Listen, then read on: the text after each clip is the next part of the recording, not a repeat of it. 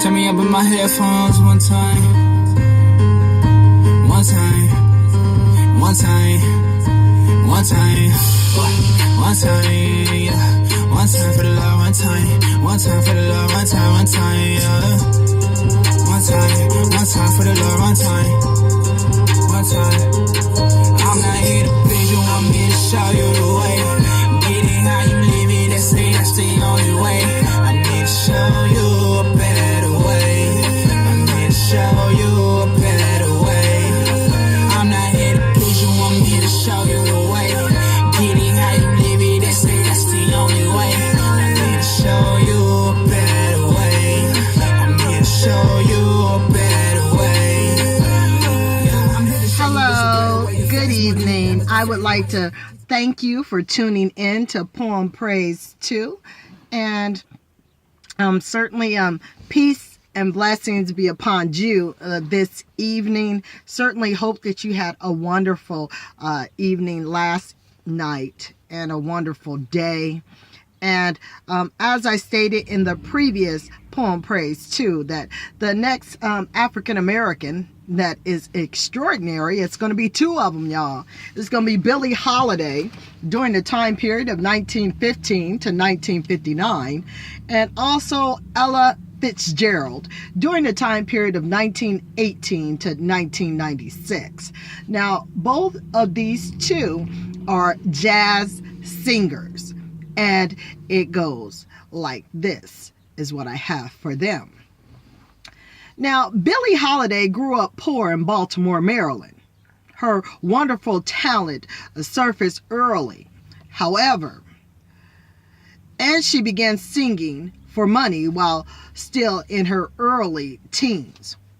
Holiday was strongly influenced by singer Bessie Smith and musician Louis Armstrong. In 1933, she recorded her first album. Now, 2 years later, she made another record with Teddy Wilson and several other musicians, including saxophonist Lester Young, who gave her the nickname Lady Day. Holiday's career began to take off. Now, in 1937, Holiday began performing with the Count Basie Band, then went on to work with white band leader Artie Shaw. In accepting a job with Shaw, Holiday became one of the first African American performers to work with an all-white group. Now, this sometimes caused racial conflict with audiences, but Holiday was not afraid of controversy. One of her best-known songs was Strange Fruit, written by Lewis Allen. Strange Fruit is about lynching.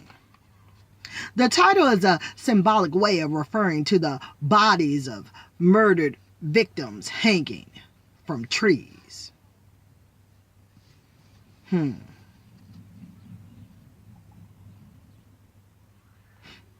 Definitely some strange fruit. That's not a way that we would want to be fruitful and multiply from the trees. We certainly would want some things hanging from the trees. So definitely, this would be some strange fruit in regards to that. So certainly, just ponder on that and think.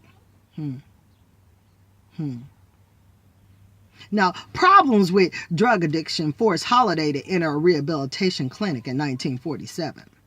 Just 3 weeks after she was released, she was arrested for drug possession and sentenced to a year in jail. Following her release, her license to perform in clubs in New York was revoked, which seriously damaged her career. In 1952, Holiday signed with Norman Granz Verse Records and recorded close to 100 songs for the label. She died in 1959, partly as a result of her drug habit. Like Holiday, Ella Fitzgerald is considered one of the great jazz singers of the 20th century. Born in Newport News, Virginia, she was orphaned at an early age and grew up in New York City. As a young girl in 1934, she won Let me rewind that and say that again.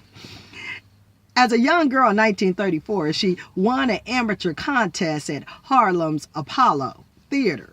And her prize was a chance to work with drummer and band director William Chick Webb. Webb was so impressed with Fitzgerald's talent that he asked her to join his group.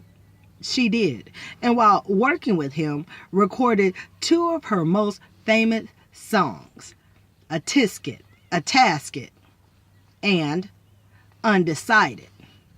When Webb died in 1939, Fitzgerald took over his band and led the group for the next 3 years.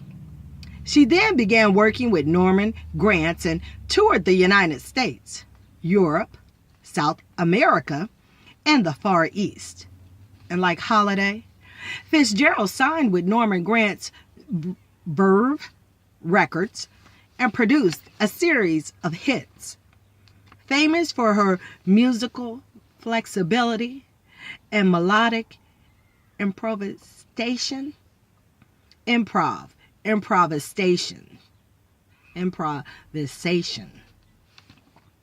and scat singing, Fitzgerald is known as the First Lady of Jazz.